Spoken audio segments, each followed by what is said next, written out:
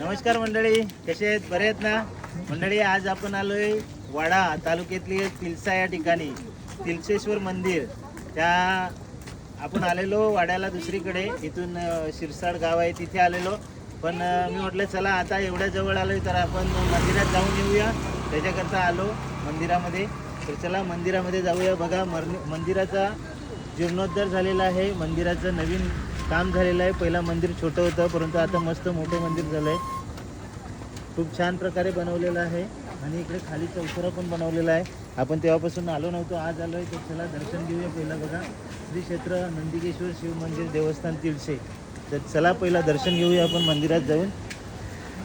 चला आपण मंदिरात जाऊया, महादेवांचं दर्शन घेऊया. मंदिराचं काम नवीन झाल्यापासून आज आपण पहिल्यांदा आलो.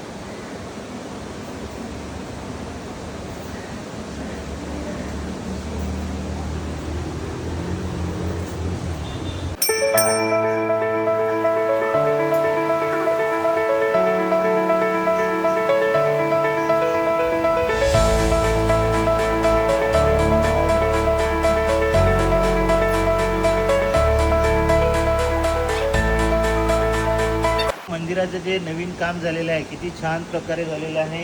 ब्लॅक ग्रॅनाइट वापरलेला आहे हा सगळ्या बाजूने. त्यानंतर इकडे पण चारही बाजूने मंदिराला ब्लॅक ग्रॅनाइट वापरलेलं आहे. खूप छान प्रकारे काम केलेलं आहे. मंदिराचा आतला गाभारा पण तसाच बनवलेला आहे पूर्ण. आतला जो गाभारा आहे तो, आणि तुम्ही पण दर्शन घेऊ शकता इथून. मागच्या बाजूने इकडे पण बघा पूर्ण ब्लॅक ग्रॅनाइट वापरलेलं आहे. त्यानंतर अजून एक सुंदर काम वाटलं ते म्हणजे हे बघा, बसण्यासाठी या ज्या बाग बनवलेल्या आहेत खूप छान प्रकारे बनवलेल्या आहेत. आणि म्हणजे कुठला हालणारा असं वाटत नाही आहे. सपोर्ट खूप छान दिला आहे या पाईपाला. छोट्या छोट्या बागा असतात तर ते कोणी कसं सरकवतं काय सरकवतं. ही बाग बघा इथून तिथपर्यंत अशी पूर्ण बनवलेली आहे. ही स्टँड बसण्यासाठी जे बनवलेलं आहे स्टँड खूपच सुंदर बनवलेलं आहे. आणि सगळ्यात महत्त्वाचं म्हणजे जे बाजूला चाफ्याचं झाड आहे ते खूप जुनं झाड आहे. बघा ते चाफ्याचं झाड खूप मोठं पण आहे आणि खूप जुनं पण आहे. आता फुलं नाही आहेत त्याला, फुलं येतात तेव्हा खूप छान वाटते अजून. आणि याच्या आधी पण आपण इकडे आलो होतो उन्हाळ्यात, तेव्हासुद्धा व्हिडिओ बनवलेला. आता बघूया आपल्याला मासे दिसतात का. मासे तर दिसणार नाही आहे पण आपण तिथे पण दाखवणार आहोत. चला. इथे म्हणून म्हटलं जातं का इथे देवाचा चमत्कार आहे खरोखर. आता इथून मंदिर बघा, एकदा मंदिराचा नजारा बघा इथून. असं म्हटलं जातं की हे मंदिर आहे ते ह्या दगडांवर आहे आणि त्याच्यात मंदिर आहे. पण खालून जो भाग आहे तो पोकळ आहे आणि जे मासे आहेत ते या भागात असतात. तर असं म्हटलं जातं पावसाळ्याच्या टायमामध्ये हे मासे त्या मंदिराखाली जाऊन राहतात असं म्हटलं जातं. पण बघा हा चमत्कार म्हणावा लागेल तो कसा का, आता पाणी किती जोरात वाहते बघा. आणि एवढं पाणी वाहत असताना सुद्धा इथे मासे राहतात. जे मासे आहेत देवमासे ते इथे आपल्याला पूर्ण उन्हाळ्यात जेव्हा पाणी कमी होते तेव्हा पाहायला भेटतं. आता पाण्याचा प्रवाह आहे असतील पण पाणी पण गडूळ आहे त्याच्यामुळे दिसत नाही. तर बघा पाण्याचा फ्लो बघा तुम्ही किती जोरात पाणी वाहते. तरीसुद्धा तुम्हाला जे आहे आता बघायला भेटणार नाही, उन्हाळ्यात बघायला भेटतील. म्हणजे एवढं पाणी वाहून सुद्धा ते इथेच राहतात. आता असं म्हटलं जातं की ते मासे मंदिराच्या खाली जाऊन राहतात, पण अजून काय ते साक्षात कोणी पाहिलं नाही. आणि त्यानंतर त्या साईडचं दाखवतो तुम्हाला नदीचा भाग. त्या बाजूने बघा नदी कशी वाहत येते.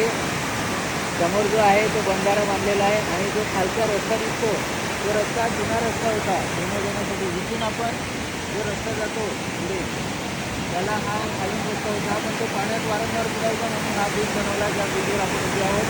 आणि बघा इथे पाणी बघा लाटपर्यंत बघा नदी कशी आहे. आणि त्या बाजूला बघा ते सगळं जे बांधकाम आहे ते छत आहे पत्र्यांचे वगैरे. तिथे दशक्रिया विधी दिवसकार्य असे सगळे कार्य तिथे होतात. त्याच्यामुळे सुंदर व्यवस्था केलेली आहे ही तिलशाला. हे पण एक बघायला गेलं तर खूप छान काम आहे का. जे असतं दिवसकार्य सांगा किंवा वर्षश्राद्ध असे जे कार्य आहेत ते त्या ठिकाणी केले जातात. आणि तिथे सुंदर काम असं म्हटलं जाईल, कारण तिथे जेवणासाठी तुम्ही जेवण बनवू शकता, बसण्यासाठी योग्य सोय आहे बघा. आणि जवळच नदी आहे त्याच्यामुळे जे विसर्जन करायचं असते ते नदीमध्ये होते. आणि जो शेड आहे ते खूप मोठे आहेत त्याच्यामुळे किती जरी लोक असली एकाच दिवशी 3-3, 4-4 गावचे कोणाचे श्रद्धा असतात तरी पण सगळ्यांना जागा होते, कारण इथे खूप गर्दी असते त्यावेळेस. तर हे पण काम एक खूप छान आहे तुमच्या इथे. आता हे पहिलं होतं, त्यानंतर मंदिराचं जे काम झालं खूप चांगलं. बघा ध्वजा बघा, मंदिराचा कळस बघा किती सुंदर दिसते. मंदिराचा कळस एका नदीच्या मधोमध असलेलं महादेवांचं मंदिर किती सुंदर वाटतंय हे. आणि त्यामागे जो निसर्गाचा नजारा आहे तो पण किती छान आहे. आता आजूबाजूचं मंदिराच्या आजूबाजूचं तुम्ही नजारा बघू शकता. मंदिर बरोबर नदीमध्ये आहे, चारी बाजूने आहे ना. आता पाणी कमी झालं म्हणून जेव्हा नदीला पूर येतो, खूप सारा पाऊस असतो, तेव्हा चारी बाजून नदीच्या पाणी फिरलेलं असते.